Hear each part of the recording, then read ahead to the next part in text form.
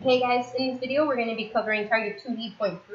Our learning objective is I can identify the max and min amount of a real world situation by completing the square to find the vertex. So very similar to what we were doing in the last video in D.2, now we're just putting it into a real world context. So the first problem we have here is the number of bacteria in millions is refrigerated by the given formula, n of t equals t squared plus 2t plus 3. Where T is the number of food in temperature of food in Celsius. So I'm going to go ahead and highlight that. Use completing the square method to determine the temperature. So that's going to be our T. Where the population of the bacteria will be a minimum and the corresponding number of bacteria. So if I have T standing for temperature, that means the N, right, is going to be the number of bacteria in millions. Alright, so what I'm going to start off doing is I need to complete the square like they told me. So I'm going to bring down that n of t equaling t squared plus 2t plus 3. Alright, our first step is set that quadratic equal to 0. So 0 equals t squared plus 2t plus 3. Alright, the first next step was we have to bring that constant over to the other side. Alright, so that's going to be negative 3 plus some number is going to equal t squared plus 2t plus some number that we're going to complete the square on. Go ahead and draw my pun and square box.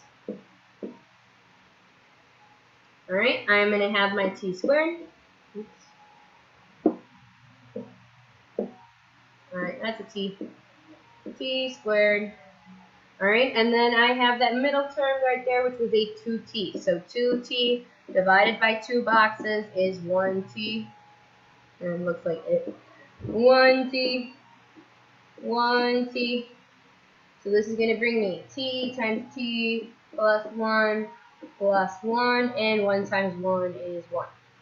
So that middle term is going to be what or that end term is going to be what I add on each side. So plus 1, plus 1. Left side then is going to simplify too. Negative 2 equals t squared plus 2t plus 1. I'm going to factor that one side. Move this on over. So negative 2 equals, I'm going to use the sides of my Punnett square box, right? That was a t plus 1 quantity squared. I have to put this in vertex form. So I'm going to go ahead and add 2 to each side. So that's going to give me 0 equals t plus 1 quantity squared plus 2.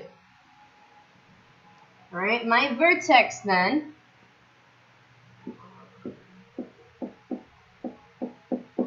is going to be, take the opposite, so negative 1. Keep the y value the same, so positive 2.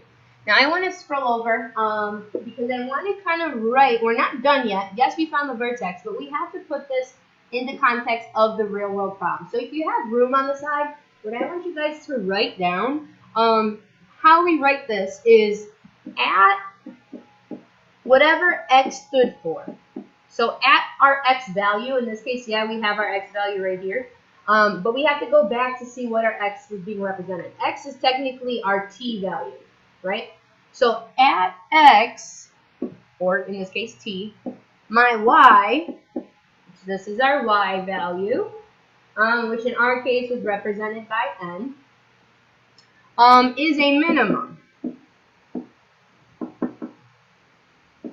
And the reason why I say is a minimum is because that's what it talked about in our equation. All right, so the way that we would write our answer then is at, what did our T represent? That represented the temperature. So at negative 1 degrees, measured in degrees Celsius, there is a minimum, you have to have that in your answer, of that 2 represented our y, which was the number of bacteria in millions. So that's going to mean 2 million bacteria. Alright, so when I see your answer, Number of bacteria was our x value, or was our y value. So I should see that unit in our answer. Likewise, the number of temperature. I should see that. You don't have to say temperature because obviously if it's in degrees, it is in temperature. All right. I'm going to go ahead then and move on to the next example. The number of board feet in a tree is approximated by the model f of d equaling d squared minus 4d plus 28, where f is the number of feet. So f is the number of feet, and d is the diameter. So d is the diameter of the log. What is the diameter? So what is the x value? It will produce the minimum number of board feet. So I have to put this in vertex form. So the first thing is I'm going to set that quadratic equal to 0. So d squared minus 4d plus 28 equals to 0. I'm going to move that constant over, so I'm going to subtract 28. D squared minus 4d. I'm going to leave that space, minus 28, and I'm going to leave another space because we will be completing this square. Alright, complete the square on this side. I have d squared. I'm going to take that middle term, which is a negative 4d. Make sure you always keep that sign of whatever is in that second term. We're dividing that in between two boxes, which is going to be a negative 2d. So negative 2d, negative 2d. That's going to be d times d, minus 2, minus 2. So my final box would be a plus 4. Now, regardless if it's a negative, that constant that you're adding on the end will always be positive. All right, so just remember that. All right, to save myself the space, I already know I'm going to be writing this side 2 times. So I'm just going to rewrite that right away as d minus 2 squared. And I'm going to set that equal to negative 28 plus 4, which would be a negative 24. Now I'm going to move over that 24 by doing the opposite. So I have to add 24 on each side. So my final answer then is going to look like d minus 2 quantity squared plus 24 equaling 0. I'm going to state my vertex.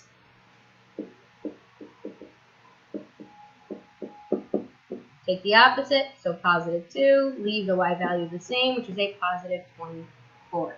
So what does this mean in context? So this was my x value, which was represented by d. So d represented the diameter. So I'm going to say at diameter of 2, there is a minimum of 24. Our y value represented our f, right, which is the number of boards. So 24 board feet. Last example here.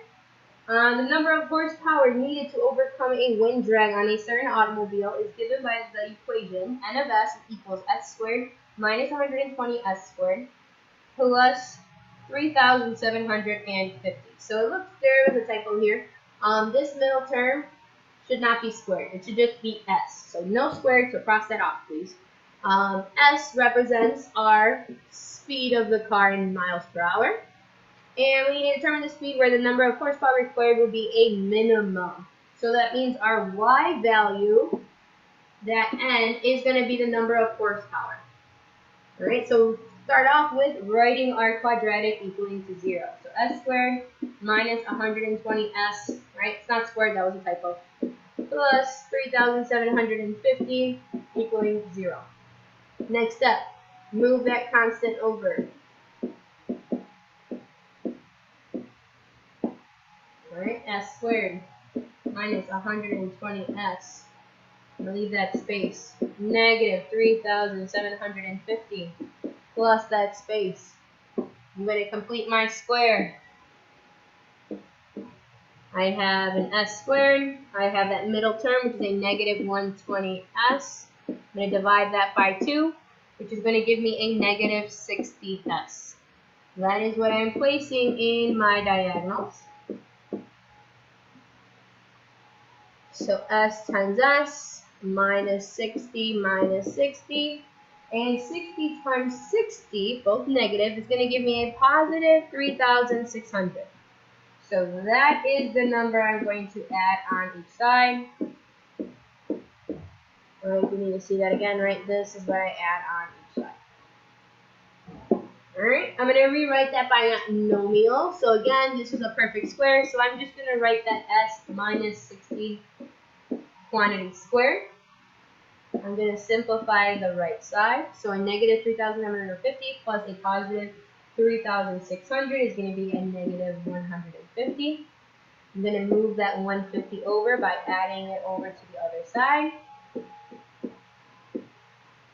This is going to give me a final equation in vertex form of s minus 60 quantity squared plus 150 equaling 0. My vertex is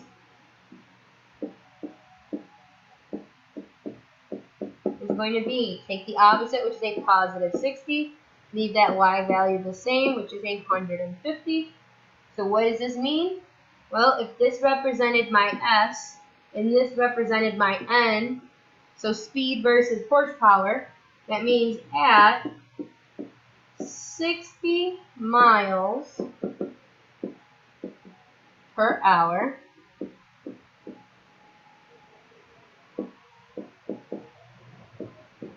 there is a minimum